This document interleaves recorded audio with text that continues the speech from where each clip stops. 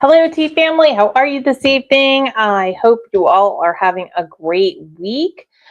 Whether you are a lifelong tea lover, a coffee drinker who's just curious about tea, foodie, home cook, or someone who's just enjoying learning about interesting things about tea, you are in the right place. So say hello in the chat or comments, depending on how you're viewing us, and let us know you're here and what you're enjoying for a beverage tonight. Uh, Tonight is one of our monthly question and answers. So as you're here in the chat or comments, go ahead and put in whatever questions you have, and I will answer them live.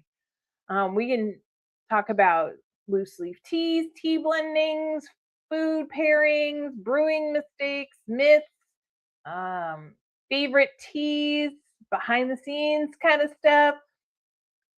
Just let me know what your question is. Now, today I'm actually going to be drinking water because it's a really warm day, and I had a lot of tea earlier today, so I'm going to stick to water tonight. But let me know what you're drinking. My handy dandy assistant is currently not drinking anything because he forgot a beverage before he came downstairs. As you'll notice, the background, we are back for today. I don't know exactly where we'll be next week, but we are going to try this. Hopefully we'll be back here. Okay, so I have a question. How many cups of tea do you drink each day? Are you 1 cup and done? Are you a cup of tea every once in a while? Are you an avid tea drinker where that's all you drink all day long? I'm really curious. So whether you're watching this on the replay or watching us live, let me know how many cups of tea you drink on average per day. All right. So some people are often surprised because I don't drink just tea. I do drink other things too. But many tea lovers don't actually drink the same tea blend all day. There are those that they pick one and that's their tea blend all day long, and then the next day they might pick a different tea blend. Oh, excuse me. And then there are some that'll have one tea in the morning and a different tea in the afternoon, and then a caffeine-free blend right before bedtime. And so that is always interesting to me that many tea lovers just really don't drink the same tea all day long. I typically have one tea per day, but that's not always the case. So I drink different teas depending on what I am doing. In the morning I do like my Serene Sunrise black tea, but I typically will drink that tea, 3 cups of that tea, or 3 brews of that tea. But sometimes I'll switch and have another one later today. But do you have one tea that you like to drink all day and you switch that up? Or do you have different teas for different times of the day? I'm really interested. Okay. So we're going to play a tea, truth, or myth. So here's the myth. You have to decide if it is truth, or myth. Okay. Loose leaf tea is difficult to make. Go ahead and put it in the chat or the comments. And I'm going to give you a couple of seconds as I take a sip. Okay, that's a myth. It's actually easier than people think. In fact, on Saturday morning, I was with a wonderful group of ladies, and we were making tea, and a couple of them came up and they're like, I just want to watch and make sure I'm doing it right. And it was so simple. And they literally walked away going, oh, I was doing it right. It wasn't that hard. And that's the thing. Yes, you can make it super fancy. However, it is really simple. It is not a difficult thing, and it's not as time consuming as you think. So Stephanie has just joined us. Stephanie's drinking the same drink I am, water tonight. I love it. I love it. Okay. Mine's room temperature. That's the I don't know. Stephanie, is your water cold or warm? The handy dandy assistant has an inquiring mind that wants to know. Okay.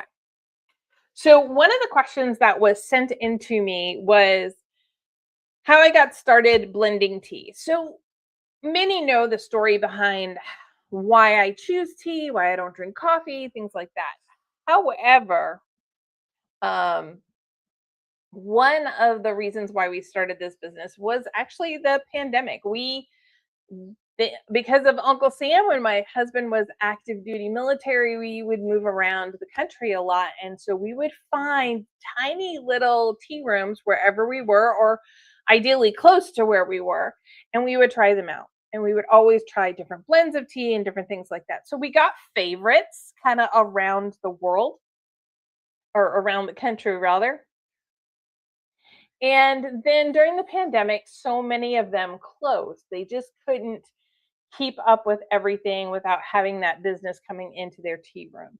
And so we got to the point where there were certain blends and certain flavor combinations that we really loved that we couldn't get access to anymore. So we started to make some for ourselves and then sharing them with friends when they would come over, and they're like, well, you should make some tea. And then we thought about it and kind of started there, started just going to local markets and farmers markets and things like that. And that's kind of how we got started blending tea, just kind of having fun, being the nerdy geek that I am in the kitchen with the chemistry and the flavors and all that kind of stuff. So Stephanie is drinking her ice cold water. Mine's room temperature. So, but that's how I started blending tea.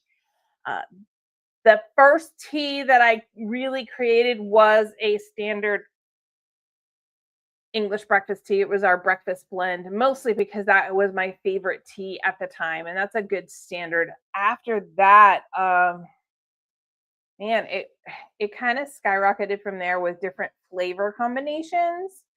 And I added the cinnamon, and serene sunrise became my favorite. We worked for 2 years to create our ruby chai, our caffeine-free chai blend, because we just didn't get it quite how we wanted it. And then once we got that blend down, it seemed like we added the other chais pretty easily because we kind of had our base notes that we really favored. So one of the hardest teas that it was to blend in the beginning was our Emerald Garden. I wanted a green tea that was just a nice light green tea that didn't have that bitter bite aftertaste at the end. And that took a while because we had to find the blend of the green teas that would add that hint of sweetness so that you didn't have that bite. That was kind of one of those things that took us a while, but definitely well worth it because I still enjoy Emerald Garden on occasion, especially cold. When the hot summer comes, brew it in the morning and then put it in the refrigerator, let it cool, and then it's a wonderful sipping tea in the afternoon. Just doesn't need anything else. So, okay. So, what tea? Another question I have is, okay, let me try that again. Another question that I received was, what tea surprises people the most? This is an interesting question, and I really like it because it's unusual. One of the teas that really surprises people. I would have to say the ruby chai because people don't anticipate that much flavor without the caffeine. And I know that there are people that don't particularly care for rooibos that actually also enjoy it. So I think that is one of the surprising ones. Uh, as for other ones, let's see. Handy Dandy Assistant, do you have an idea? I'm trying to think really carefully about like which teas typically surprise people. I think Sunlit Orchard does. That apple ginger flavor is not a traditional flavor, and so I think it surprises people, especially because it's caffeine free and it looks clear. It looks like water. It looks like water, and so when people see it, the samples, they're like, "Oh, it's going to be just watery," and then they taste it, and it's really full of flavor. And people always express how, "Wow, that has a lot of flavor." People are amazed. Cinnamon does it. Cinnamon, yeah. Serene Sunrise is another one when we're at the markets and they have the free samples and they're tasting them, that just the hint of cinnamon to smooth out the boldness, that how much that changes the flavor of the boldness and smooths out it without ruining the flavor of the black tea. So those would be a couple. Another question we received is, how do we come up with tea names? Well, some of them, for instance, breakfast blend or morning Irish or like the chai blends, we typically want to, excuse me, everybody. This is what happens when you wake up at like 2:30, 3 o'clock in the morning. And by this point in the day, I'm tired. Okay. So typically we wanted to let people know what to anticipate. So if you see breakfast blend, you're going to think, oh, that's a breakfast, an English breakfast kind of a blend. So it's going to be a black tea, pretty bold in flavor. Then we wanted to, morning Irish. That's kind of probably, okay, it's morning, it's Irish. It's probably like an Irish breakfast sort of tea. So some of them you can tell. Serene sunrise or Irish sunrise, you kind of get the idea that this is going to be a black tea. This is an early morning tea.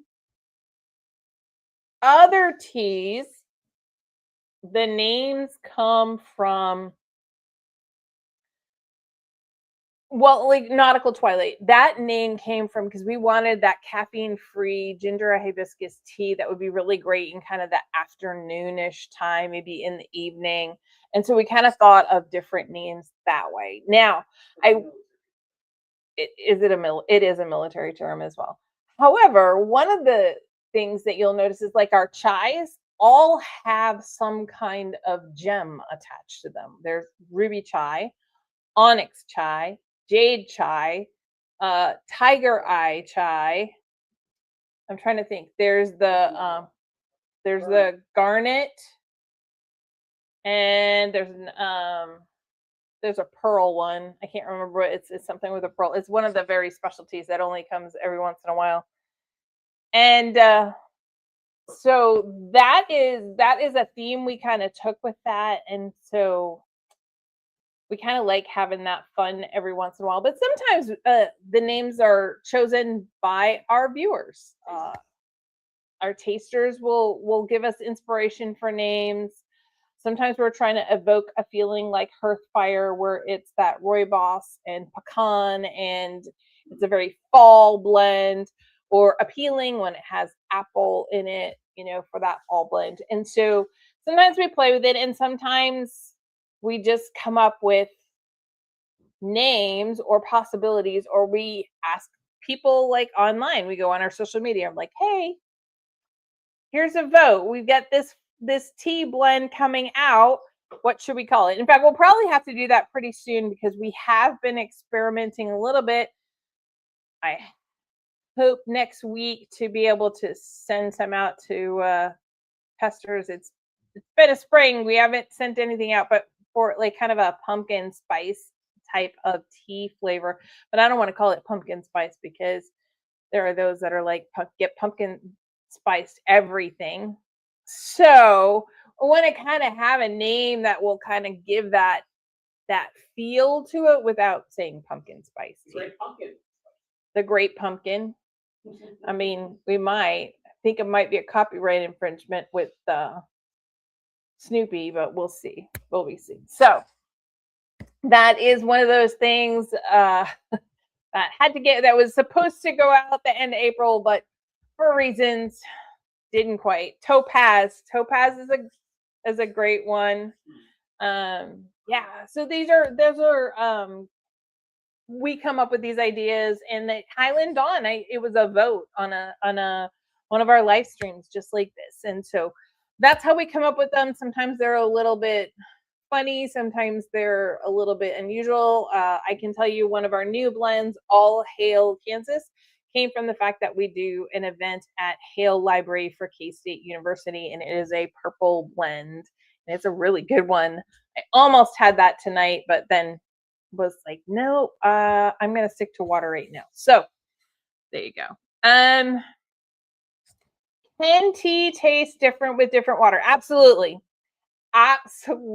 In fact, that's why you have an English breakfast, an Irish breakfast, and a Scottish breakfast tea because the water content, the mineral content was different. And so you needed more boldness to kind of counteract the water. And that's one of the reasons why we highly recommend you do some filtered spring water or that sort of thing. So it doesn't have all of the, sorry, everybody. Gotta love it when the spam callers call you all the time. But that's one of the things that can easily affect the flavor. It's one of the reasons why we always say filtered spring water. I will tell you that when I have traveled at times and I've all of a sudden come across like highly chlorinated water when I go to brew my tea that I bring with me, it doesn't go so well. And there's even been times I've had to throw out my own tea blends because the chlorine and the chemical taste from the water was just too much. It was overwhelming. At this point, I typically will just make sure I purchase a water bottle, and I even have, some spring water with me, only from the sense that it's not a nice day for me when I don't get my tea when I'm looking forward to it. You get all set and you're ready to take that first sip, and then it tastes like chlorine and then you get disappointed. So a lot of times I will travel or I will purchase water wherever I'm traveling to make sure I have it. We've been to places with high sulfur in the water. We do. We have been to Savannah many times, and out past Savannah, as you get, I think it's a little farther south, but we've gone to some places where there's a super high sulfur content to the water, and that definitely also. So again, we just typically will make sure we have some spring water or some filtered bottled water in a pinch, just because you can't always depend on the water when you travel. Okay. What tea would I serve at a wedding? Well, I will tell you that would depend on what the food would be, what the bride and groom love for tea blends. Are they, black tea people, green tea people, completely caffeine free? What foods are they serving? When are they doing? Are they doing it kind of like as an after the dessert tea, so to speak, like when you have that coffee and your dessert at the end, or when you're having the cake? Well, then I might want to think about like what's the cake going to taste like, so I could compare and contrast with that. So that's one of those things that it's going to be a different answer depending on the circumstances. Can't really allow ourselves to get, oh, I only have this tea. Oh, I only do this. We want to be able to expand on that and think about all the other flavors and complexities when it comes to things like that, so that we can better pair. Okay. In the time of the year. What tea would I serve at a book club? Again, I would go with kind of what other snacks are going, or we do a subscription every year, and it's an installment of a mystery, and you get that chapter and you get that tea flavor that's in the story. So when that happens, it's the tea that's in the story. If there's a lot of certain flavors, I kind of like to pick the tea that would kind of go along with the book and the story, kind of storyline. If they've got a lot about fruits, or maybe they're on a vineyard, right? And so there's a lot of grapes, and there's going to be some deep, rich flavors like that. Then I'm going to probably pull into the black teas. If they are talking about the story is taking place in maybe Southeast Asia or something like that, I'm going to probably lean a little more on the green tea end of things.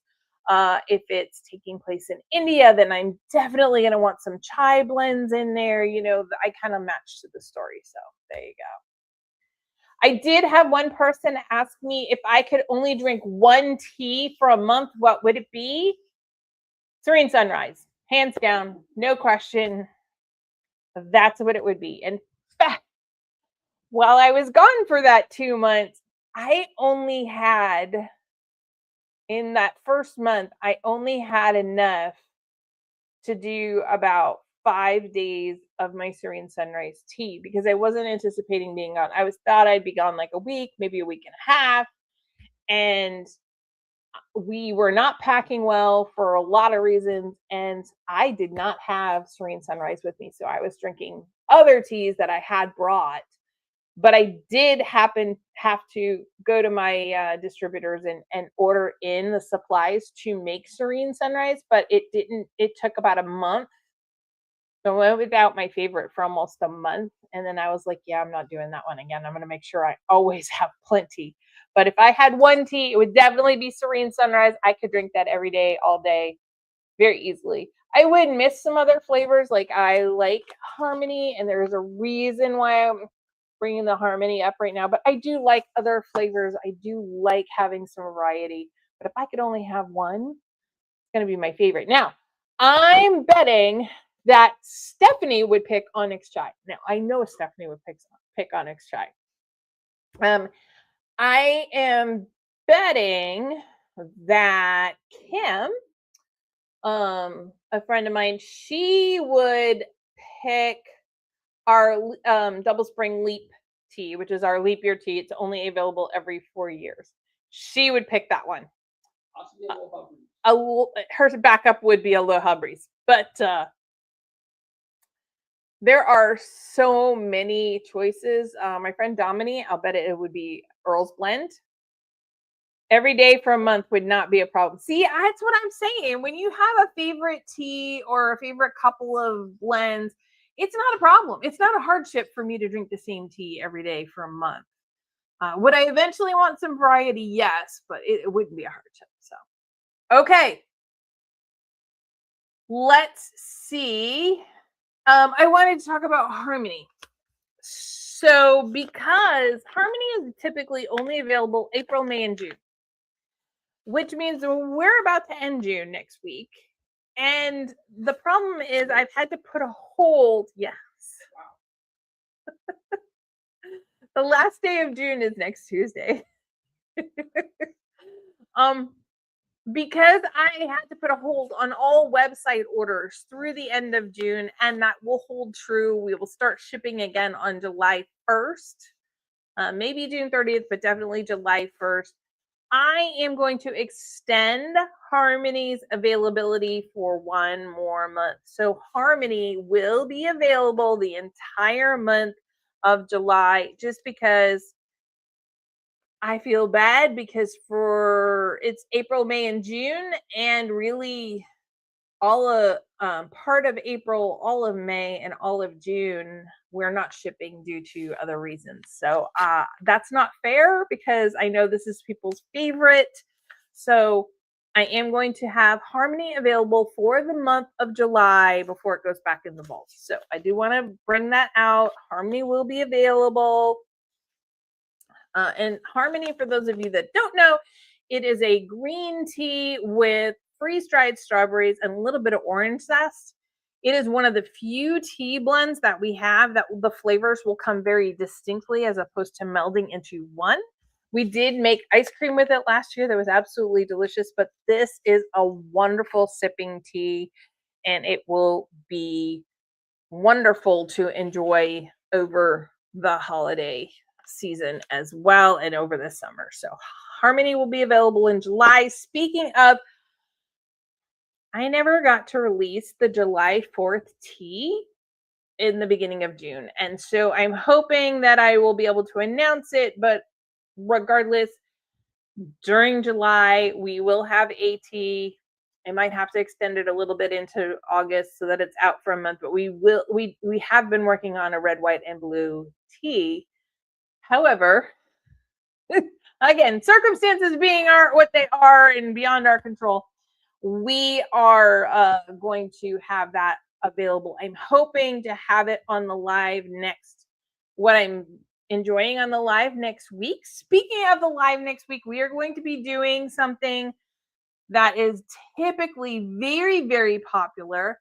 And that is, we're going to create a tea blend together. So whether you email me your suggestions because you're someone who can only watch it on the replay for whatever reason, or you're here live, and if you're here live, you'll probably get a little bit more say, just saying. But we are going to definitely go ahead and create another tea blend live. And then, like I normally do, if you want to try that, I will make you a little sample and you can enjoy the tea. And that's another one where people have helped name and different things like that. So, all right, well, that is what we're going to be doing next week. But I want to give everybody another chance to ask any other questions. So while I'm giving you a chance to put questions in the chat or comment, I'm going to ask you a question. If you could create your dream tea blend, what flavors would be in it? So, handy dandy assistant? Something with honey. That is a really good. Handy dandy assistant would pick something with honeybush in it. Honeybush is very delicious. It is a caffeine-free herb, but it adds a note of sweetness to it, but it is a very nice later flavor. I would agree. It's a great combination. It would be technically a tisane as opposed to a tea blend, but anyway, how about everybody else? Go ahead, put in the chat or the comments. I'm trying to give everybody, I know there's always a delay between when I say things and when you hear them. And so I'm always trying to fill that time a little bit when I ask a question so that you have a chance. If you have a question, now is the time to put it in the chat or the comments, or let us know what that ingredient would be if you were creating your perfect tea blend. We did have to cancel or postpone our custom tea blending class. That will be those that were invited to that will be happening in July is my hope, and then we'll probably do another one come fall if all goes well. So, all right, I'm not seeing any questions come up. Handy dandy assistant, am I missing anything? Okay. Well, that's okay. You can still always ask, even if it's on the replay or later on or when you think. But I want to say thanks for spending part of your day with me. If you ever have a question, feel free to reach out. And remember, next Monday, we will be creating a tea blend together. I definitely need the caffeine, so we are going to be doing a black tea base next week. But I will have a whole bunch of ingredients, and we're just going to create a blend together. So I don't see any other questions. I will wish you all the best week, and we will see you all later. Have a good one, everybody.